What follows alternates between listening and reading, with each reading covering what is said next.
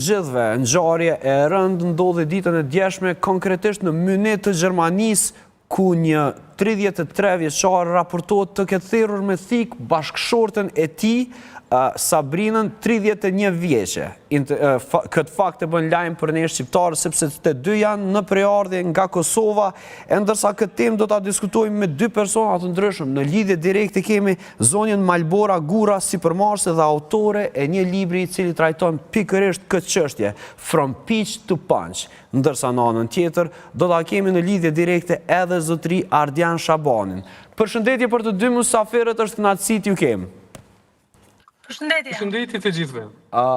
Zonja Malbora, po flasim për një temë të cilën nuk do të doja ta flisnim, por realisht më intereson ta di fillimisht se cilat janë informacionet, të gjitha informacionet që i keni marrë ju në lidhje me këtë rast, e gjithashtu shkaqet që shuan deri te kjo tragjedi. Atëherë kemi të bëjmë me një histori të përsëritur dhe të stërpërsëritur. Bëhet fjalë për një theri ose le të themi abuzim i një ish bashkëshorti ndaj bashkëshortes së tij.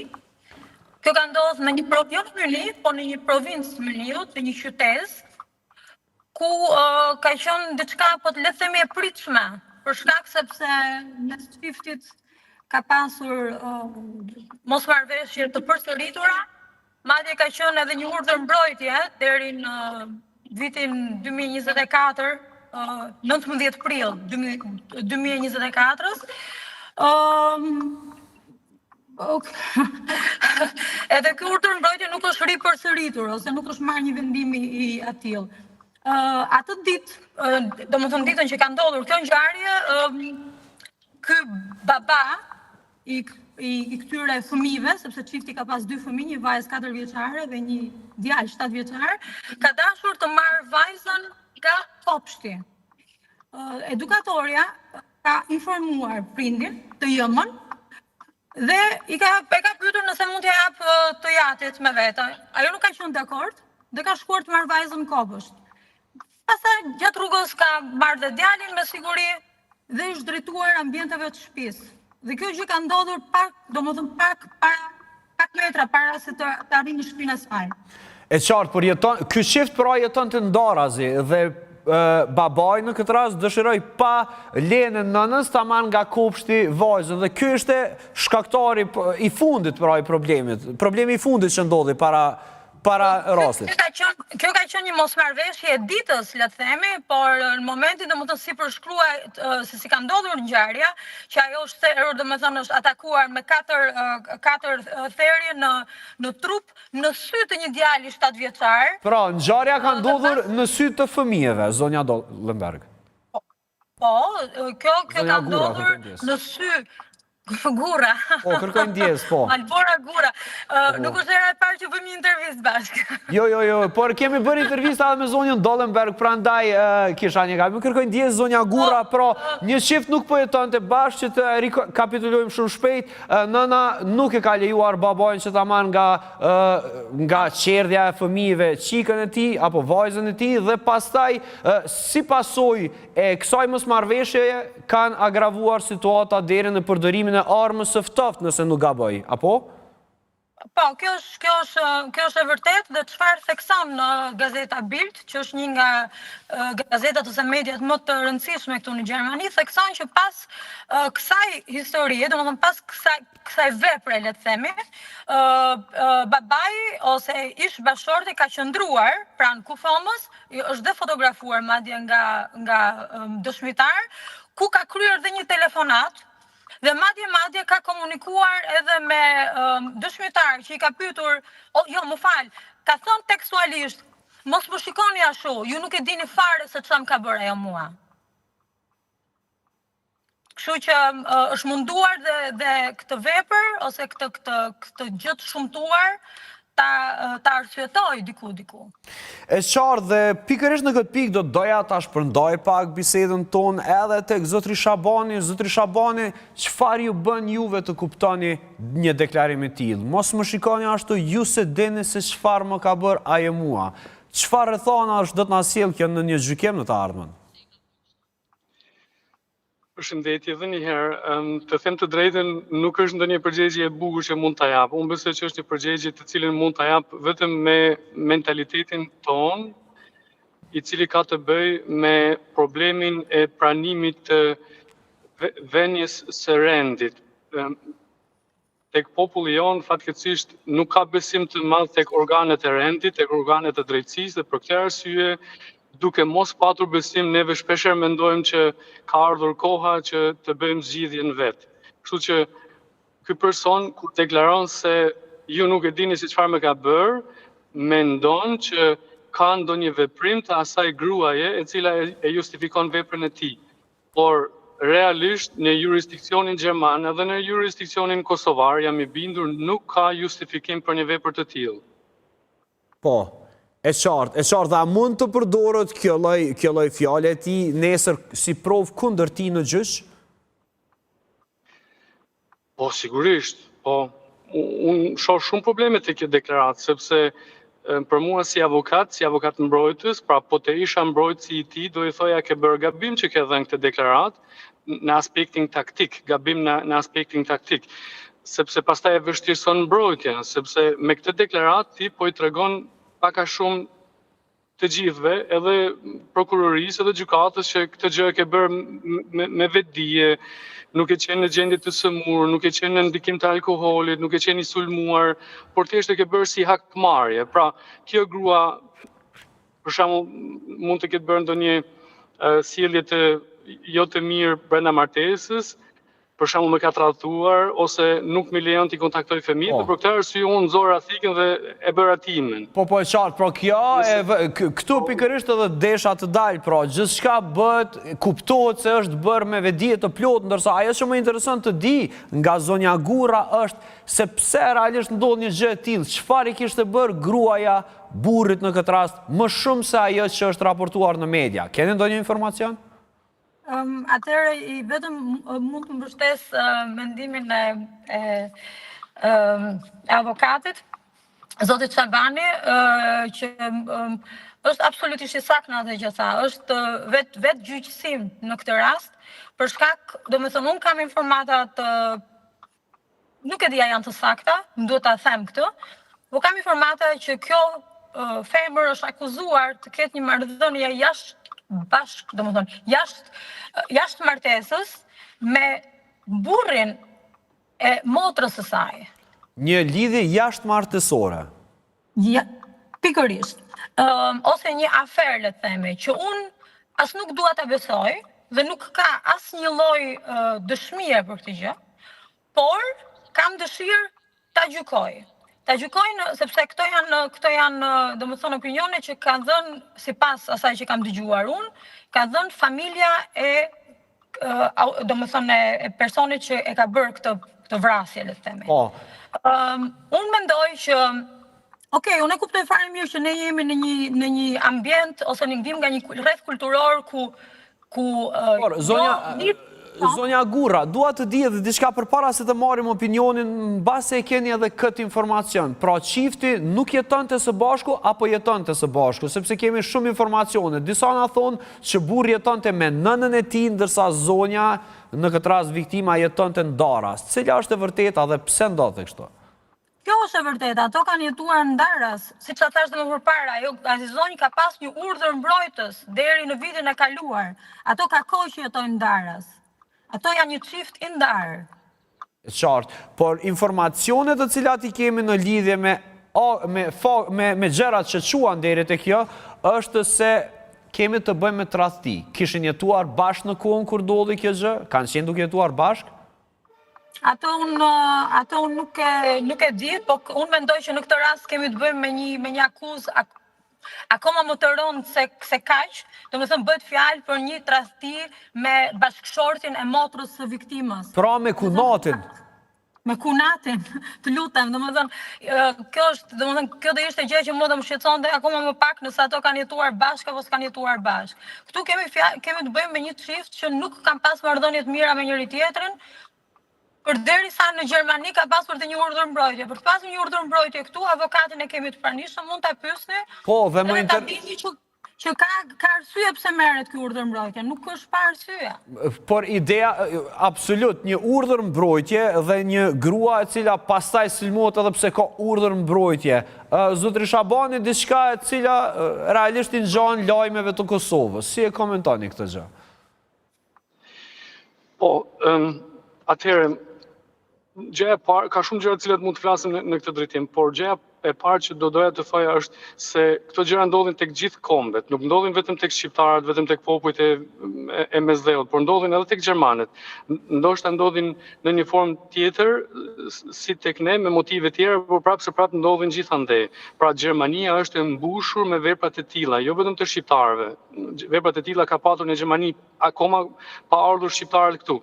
Besoj që këtë e dinë të gjithë, por prapë desha ta cek një herë në fillim. Për mua, unë besoj që çifti ka qenë duke jetuar i ndarë, sepse përndryshe nuk ka kuptim që foshnjorja, kopshti, i refuzon burrit, autorit, dhënien e fëmijës me vete, prindit. Pra vetëm në këtë konotacion, vetëm në këtë aspekt mund ta kuptosh këtë gjë, sepse po të kishin qenë duke jetuar së bashku, të dy janë posedues të drejtës së kujdestarisë dhe atëherë kopshti nuk ka të drejtë të refuzoj babait marrjen e fëmijës, marrjen e gocës. Nëse nuk e përgjigja pyetjen në minutë të plot, lutem më tregon.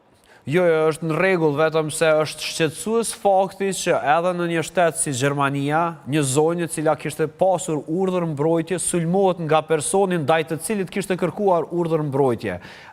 Këto gjëra kanë ndodhur në të kaluarën në Kosovë dhe janë bërë pjesë e Kosova Today pikërisht për këtë arsye. Dhe tani më intereson të di se si ka mundësi që një gjë e tillë të ndodhë edhe në një shtet të zhvilluar dhe shoqëri të emancipuar si Gjermania.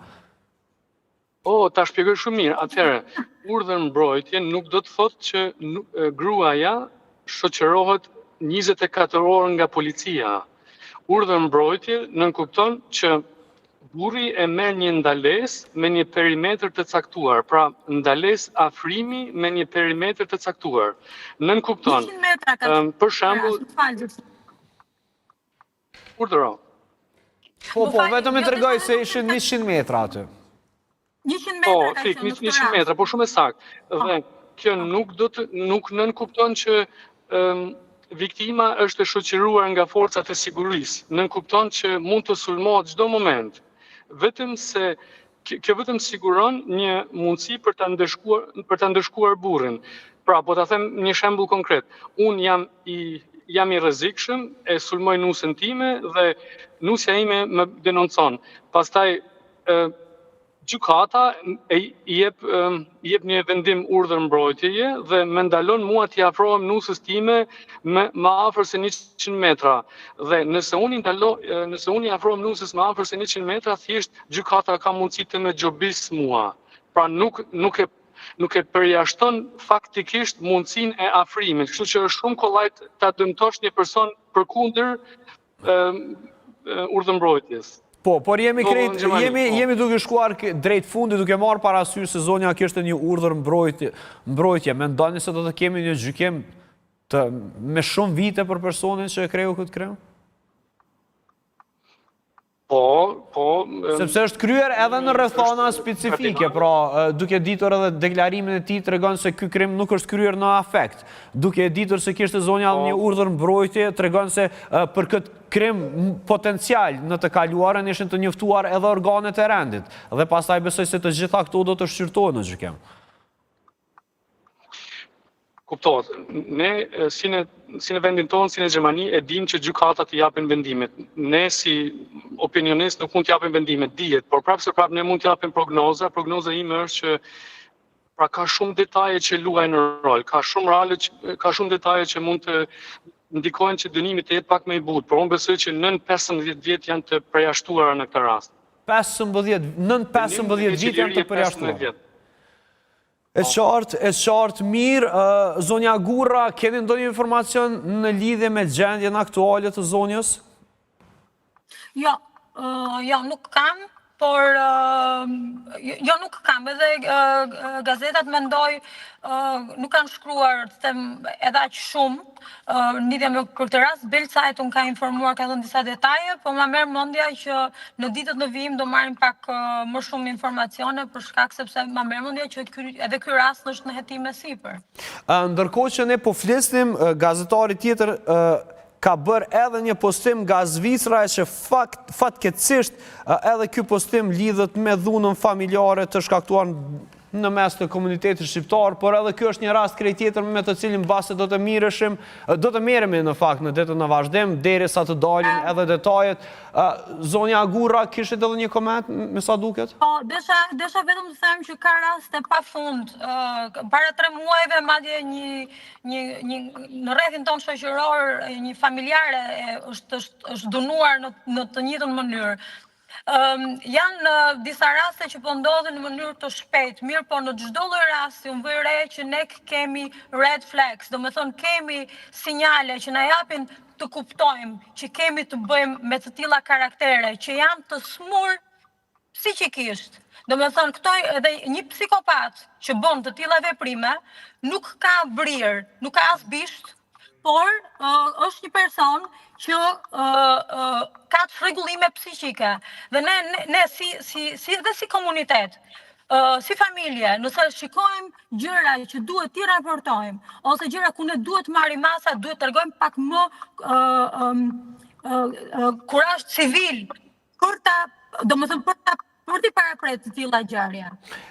Por zonja Dollenberg, po më vjen tani informaciones. Zonja Dollenberg. Kërkoj ndjes zonja Gurra. Aurorën e përshëndes. Zonja Gurra, kërkoj ndjes, përderisa ju po flisni, po më vijnë disa informacione të cilat ngurova t'ju le ta përfundoni, sepse më thonë se në këtë rast, autori i krimit ka lënë edhe një letër dhe mbase ju mund të keni pak më shumë informacion në lidhje me përmbajtjen e kësaj letre. Zonja Gurra.